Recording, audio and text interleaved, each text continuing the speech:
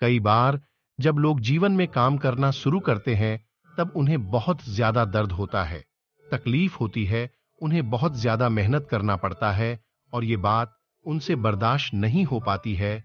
उनका शरीर जवाब दे देता है और वो उस काम को छोड़कर किसी और तरकीब से सफल होने का प्रयास करते रहते हैं। लेकिन याद रखिएगा, इस प्रकार से कोई भी व्यक्ति जीवन में सफल नहीं हो पाता है। याद रखिएगा कि सफलता का मार्ग मेहनत, दर्द और तकलीफ से होकर गुजरेगा और यह आपको सहना ही पड़ेगा। तो इसके लिए आप हमेशा तैयार रहिए। तो चलिए इस बात को एक कहानी के माध्यम से समझते हैं। एक बार एक मूर्तिकार अपनी छीनी और हथौड़ी से एक पत्थर को भगवान की मूर्ति का आकार देने का प्रयास कर रहा था। जैसे ही वह छीनी पर अपना हथौड़ा चलाता, वह पत्थर चिल्लाने लगता और कहने लगता कि ये क्या कर रहे हो, मुझे इतना मार क्यों रहे हो?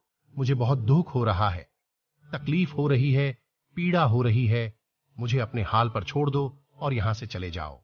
मूर्तिकार ने उस पत्थर से कहा, मुझे बहुत अच्छे से पता है कि तुम्हें बहुत ज्यादा दर्द हो रहा है, तकलीफ हो रही है और तुम बहुत ही ज्यादा पीड़ा में हो। लेकिन यदि आज तुमने इस दर्द को नहीं सहा, इस तकलीफ को नहीं सहा, तो जीवन भर तुम यही इसी प्रकार से पड़े रहोगे। मुझे पता है कि तुम में आगे बढ़ने की अपार संभावना है, तुम एक बहुत अच्छे पत्थर हो, लेकिन यदि तुम इसी प्रकार से रहोगे तो कभी भी आगे नहीं बढ़ पाओगे।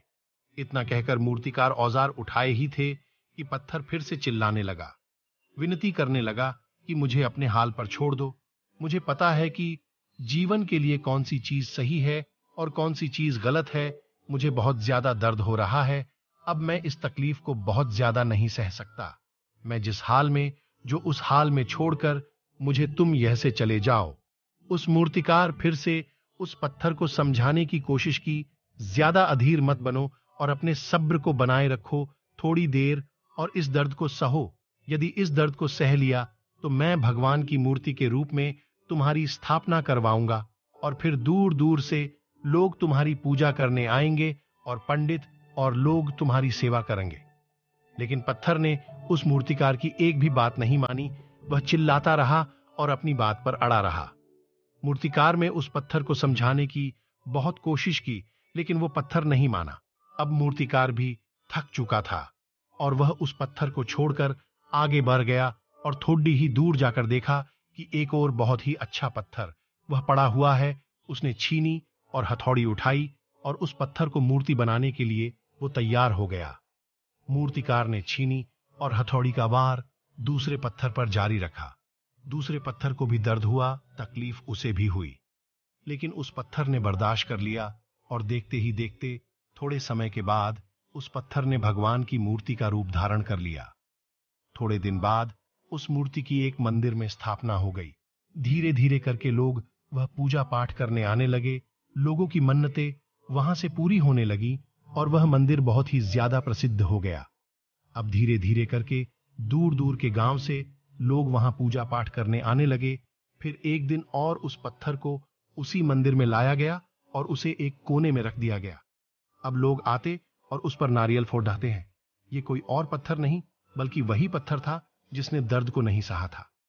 अब वो पत्थर मन ही मन बहुत ज्यादा पछता रहा था, दुखी हो रहा था और अपने आप से कह रहा था कि काश मैंने उस दिन उस दर्द को, उस तकलीफ को सह लिया होता तो आज लोग मेरी भी पूजा करते।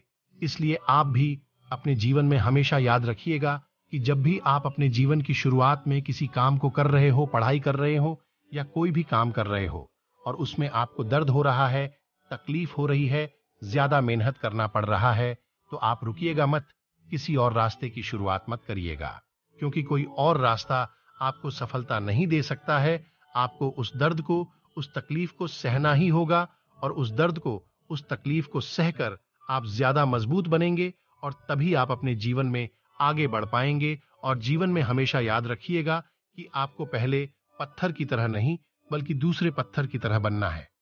यदि ये कहानी आपको पसंद आई हो और इससे कोई सीख मिली हो तो अपने दोस्तों और अन्य लोगों के साथ शेयर जरूर करिएगा।